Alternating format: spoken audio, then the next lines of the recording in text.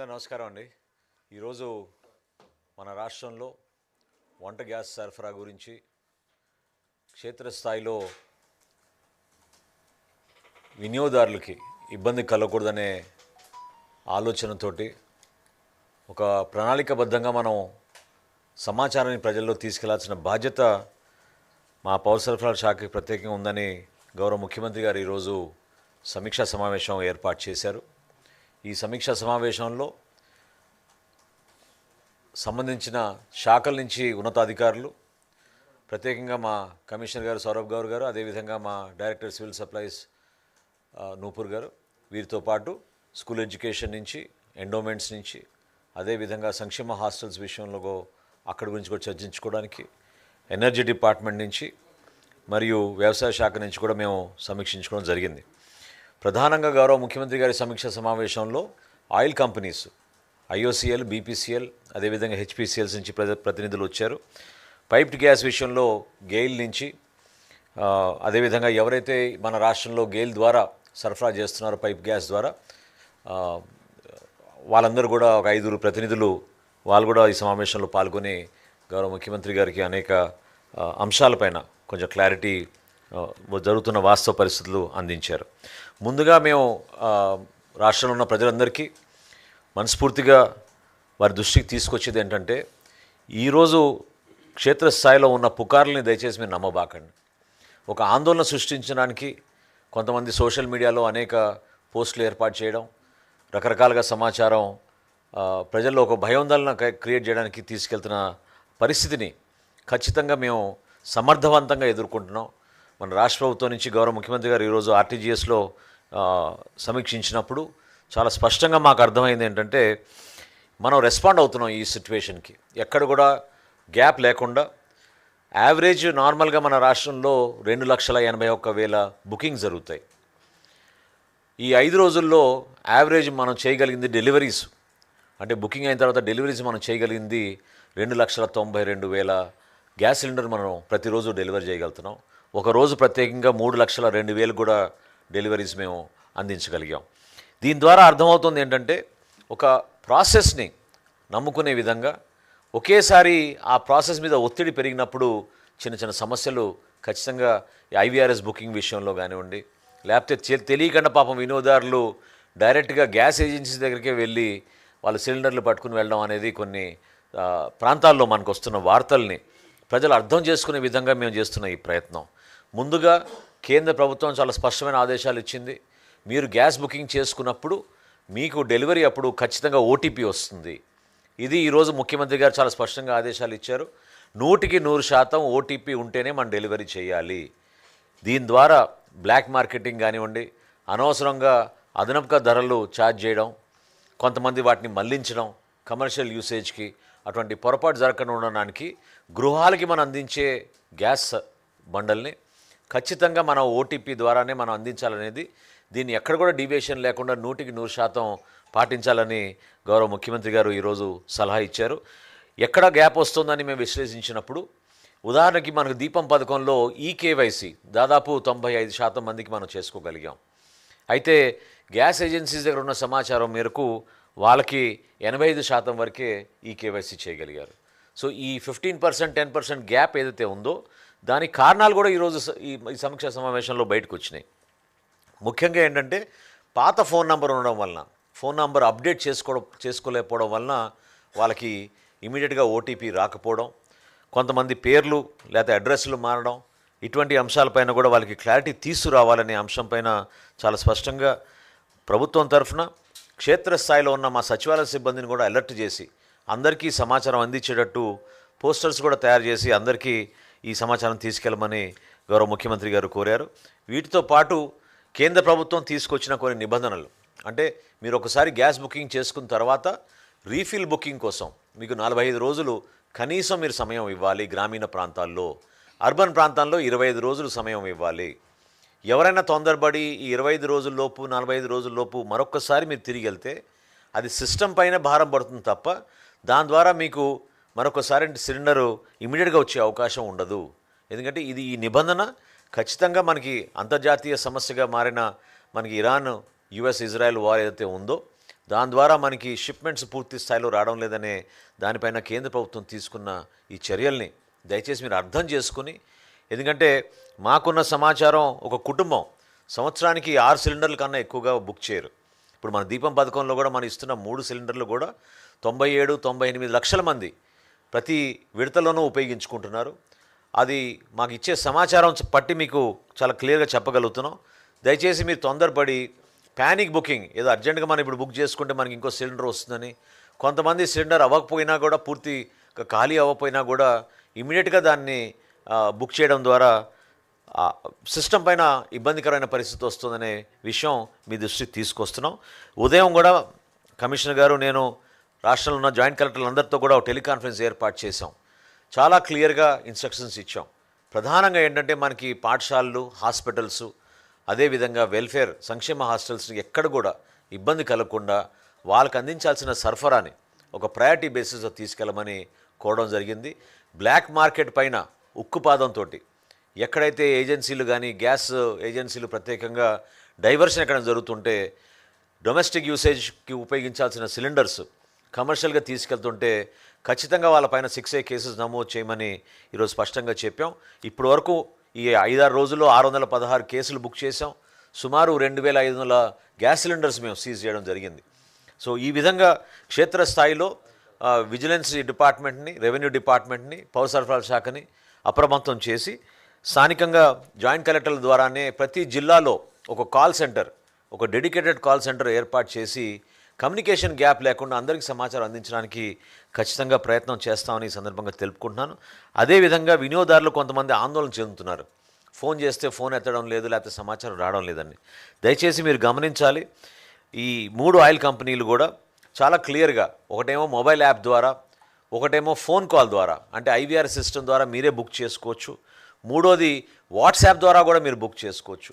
నాలుగోది మీరు చాలా క్లియర్గా మిస్డ్ కాల్ ఇస్తేనే మీకు తిరిగి మళ్ళీ మీ బుకింగ్ చాలా స్పష్టంగా రిజిస్టర్ అవుతుంది. ఇదే కాకుండా మనకి మొబైల్ ఫోన్లో ఉన్న వాలెట్స్, అంటే మన ఫోన్పే కానివ్వండి, ఇతర పేమెంట్ మెకానిజమ్స్ ద్వారా మీరు బుక్ చేసుకునే సౌకర్యం కల్పించాం. చాలా క్లియర్గా ఈ 3 కంపెనీలకి సంబంధించిన ఈ 5 అంశాలు, దాటికి సంబంధించిన ఫోన్ నంబర్లు కూడా చాలా క్లియర్గా మేము ఈరోజు ప్రజలందరూ కూడా తెలుపుతున్నాం. ఎక్కడ కూడా సమాచారంలో లోపం లేకుండా వినియోగదారులకి ఇబ్బంది కలగకూడదన్న అనే అంశంతో ఈ ఆయిల్ కంపెనీస్ కూడా ఎవరికి వాళ్ళు ఈ విధంగా ప్రత్యేకంగా వాళ్ళు తయారు చేసి టెంప్లెట్స్ అందరికీ పంపిణీ చేస్తున్నారు.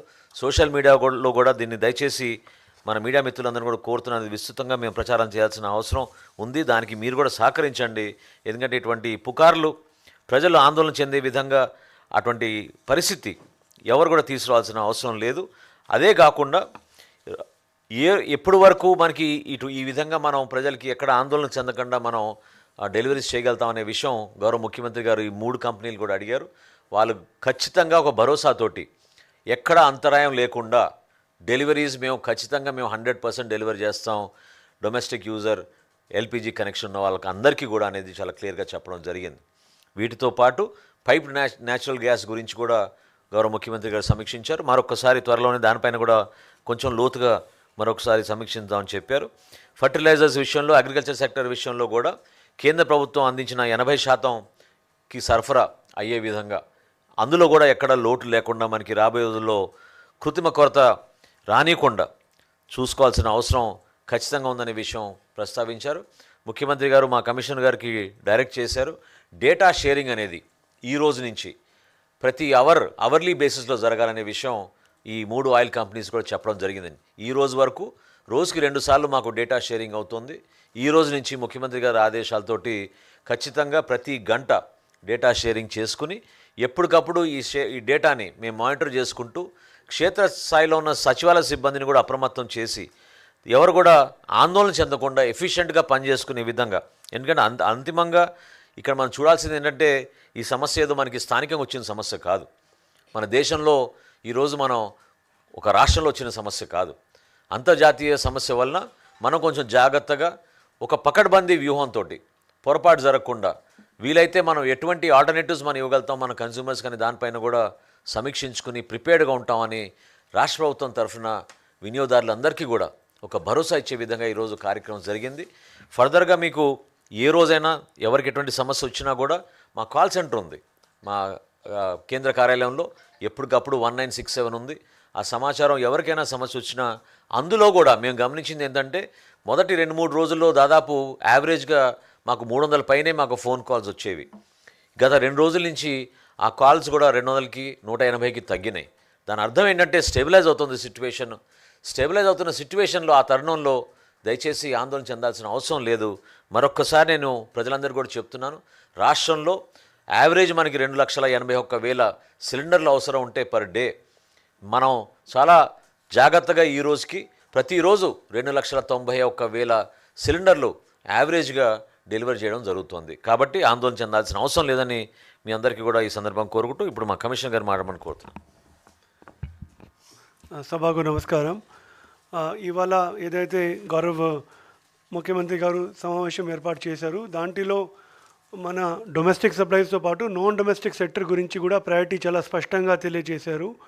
సో కేంద్ర ప్రభుత్వం నుంచి కూడా మాకు సమాచారాలు వచ్చాయి. దానికి తగ్గట్టుగా ఎట్టి పరిస్థితుల్లో కూడా ఏ ఒక్క హాస్టల్స్లో ఏదైతే స్కూల్ హాస్టల్స్ ఉన్నాయి, కాలేజ్ హాస్టల్స్ ఉన్నాయి, కాలేజ్ అటాచ్డ్ హాస్టల్స్ ఉన్నాయి, కొన్ని సందర్భాల్లో కాలేజ్లో లేనివి కానీ పక్కన కూడా పిల్లలు ఉంటున్నారు ప్రైవేట్ హాస్టల్స్లో, వాళ్ళందరికీ కూడా సక్రమంగా ఏదైతే ఎల్పిజి గ్యాస్ అందుబాటులో ఉండేటట్టుగా చర్య తీసుకోవాలా. అక్కడ వాళ్ళ మెస్సెస్కి కానీ కేటరింగ్కి కానీ అది తెలియచేయడం జరిగింది. అట్లానే హాస్పిటల్స్లో ఎవరైతే అటెండెంట్స్ కూడా ఉంటున్నారో అక్కడ కూడా కొన్ని ప్రాంతాల్లో నిత్యాన్నదానం కూడా నడుస్తూ ఉన్నాయి. అట్లాంటి చోట్ల కూడా ఎల్పిజీలు సరఫరా చేయాలని, అట్లానే టెంపుల్స్లో కూడా వీలైనంత వరకు ఎక్కడ కూడా భక్తులకి ఇబ్బంది కలగకుండా ఎల్పిజిలో సమస్య కాకుండా చూసుకోవాలని చెప్పడం జరిగింది. అంతేకాకుండా ఇంకా కూడాను ఇతర సోర్సులు ఏవైతే ఉన్నాయో, అది ఇండక్షన్ స్టవ్స్ కానీ, సోలార్ గ్యాస్ కానీ, బయోగ్యాస్ కానీ, అవన్నీ కూడా తప్పనిసరిగా కమర్షియల్ ఎస్టాబ్లిష్మెంట్స్ ప్రత్యేకంగా దాని గురించి ముందుకి వచ్చి వాళ్ళు విశ్లేషిస్తూ ఉన్నారు. ఏ విధంగా వాడుకోవచ్చు, ఏ విధమైనటువంటి ఎనర్జీ సోర్సెస్ని వాడుకోవడానికి వీలుంటుందని. అంతేకాకుండా ఇప్పుడు కొన్ని సందర్భాల్లో కొన్ని చిన్న ఏవైతే అంగడి షాపులు ఉన్నాయో వాళ్ళకి కొద్దిగా ఇబ్బంది వస్తూ ఉంది అని, సో ఎవరిని వాళ్ళకి వీలైనంత వరకు సాయం పడేటట్టుగా చర్యలు చేస్తూనే ఉన్నాం. పెద్ద ఏవైతే హోటల్స్ ఉన్నాయో, కమర్షియల్ ఎస్టాబ్లిష్మెంట్స్ ఉన్నాయి, వాళ్ళే ముందుకి వచ్చి, మన హోటల్ అసోసియేషన్ వాళ్ళు ముందుకి వచ్చి మేము వారానికి ఒకరోజు మేము హాలిడే ఇస్తామనేది, రెండోది టైమింగ్స్ కూడా కొంతవరకు నియంత్రిస్తామనేది, మూడోది మెన్యూలో కూడా ఇంత ఎలాబొరేట్ మెన్యూ పెట్టకుండా మెన్యూని కూడా కొద్దిగా ఇంకా సింపుల్ మెన్యూ పెట్టుకుంటామని, ఇవి అంశాల గురించి వాళ్ళే ముందుకి వచ్చారు. కాబట్టి తప్పనిసరిగా దానికి తగ్గట్టుగా కూడా ఇన్స్ట్రక్షన్స్ ఇవ్వడం జరుగుతాయి. అదేవిధంగా పైప్డ్ నేచురల్ గ్యాస్లో కూడా ఇక్కడ కూడా ఎట్లాంటి ఇబ్బంది లేదు. మన రాష్ట్రంలో దాదాపుగా ఒక 4% పైప్డ్ నేచురల్ గ్యాస్ కనెక్షన్స్ కూడా ఉన్నాయి ఓవరాల్లో. అది కూడా ఇంకా నేషనల్ లెవెల్లో ఇంకా ఎక్కువ ఉన్నాయి. కాబట్టి ఎవరైనా అవసరాన్ని బట్టి పైప్డ్ నేచురల్ గ్యాస్ కూడా కనెక్షన్స్ తీసుకుంటూ ఉంటే బాగుంటుంది. అంటే ఎల్పిజికి డొమెస్టిక్ ఇబ్బంది లేదు, బట్ ఏదైనా సరే పైప్డ్ నేచురల్ గ్యాస్ తీసుకుంటూ ఉంటే కొద్దిగా అసలు కాస్ట్ ఎఫెక్టివ్ కూడా ఉంటుంది అనేది కూడా మాకు గేల్ మరియు ఓఎన్జీసీ మరియు సిటీ గ్యాస్ డిస్ట్రిబ్యూషన్ కంపెనీలు తెలియజేయడం జరిగింది. కాబట్టి దానికి తగ్గట్టుగా కూడా ఎక్కడ ఎట్లాంటి ఏమైనా ఈజ్ ఆఫ్ డూయింగ్ బిజినెస్ భాగంగా, అంటే వాళ్ళకి డిస్ట్రిబ్యూషన్ నెట్వర్క్ని పెంచుకోవడానికి ఏవైతే మున్సిపాలిటీస్ నుంచి సౌకర్యాలు కావాలా అవి కూడా మన గ్రూప్ ఆఫ్ మినిస్టర్స్ తరఫున కూడా తెలియజేయడం జరిగింది. ఇవాళ గౌరవ ముఖ్యమంత్రి గారి సమావేశంలో కూడా ఆ విషయం గురించి తెలియజేసుకున్నారు. సో ఈ విధంగా మా దగ్గర సమాచారాలు ఉన్నాయండి. ఏ హాస్టల్కి, ఏ హాస్పిటల్కి, ఏ ఏజెన్సీ నుంచి అది వెళ్తూ ఉంది, ఏమిటంటే ఎల్పిజి వెళ్తూ ఉంది, తప్పనిసరిగా దాన్ని 100కి 100% ఎక్కడ కూడా దోకా లేకుండా చక్కగా మెయింటైన్ చేసుకుంటామనేది కూడా తెలియజేస్తూ ఉన్నాం.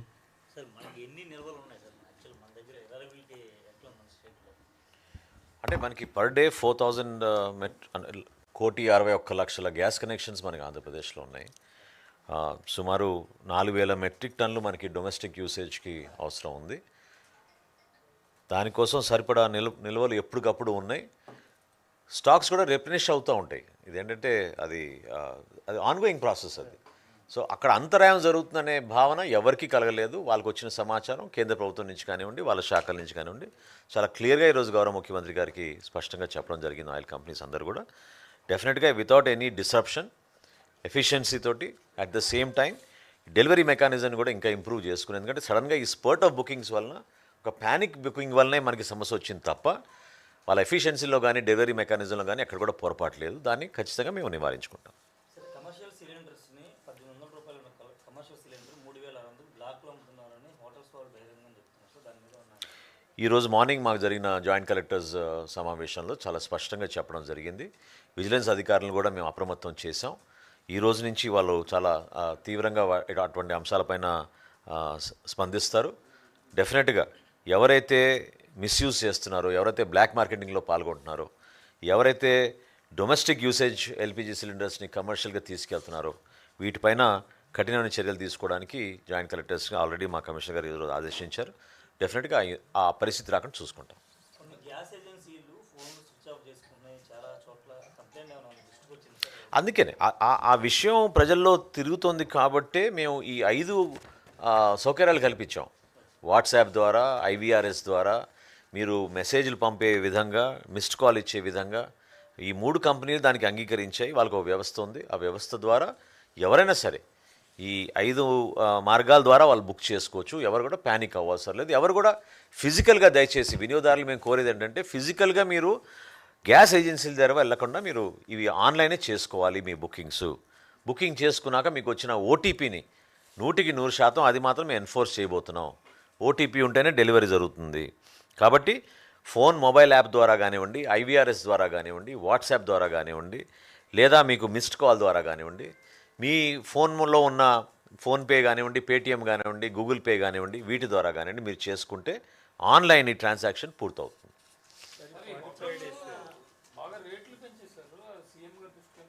ఏ విషయంలో అండి? వాళ్ళ బోర్డులు ఓపెన్గా పడుతున్నారు because of shortage of gas. చెన్నైలో గ్యాస్ కూడా బిల్ రేట్లు మాత్రం విపరీతంగా పెంచారు. లేదు, ఇప్పుడే కమిషనర్ గారు గ్యాస్ బిల్ అని వేశారు. చెప్తాను. కమిషనర్ గారు చెప్పిన విషయం ఇందాక ముఖ్యమంత్రి గారు చాలా స్పష్టంగా చెప్పారు.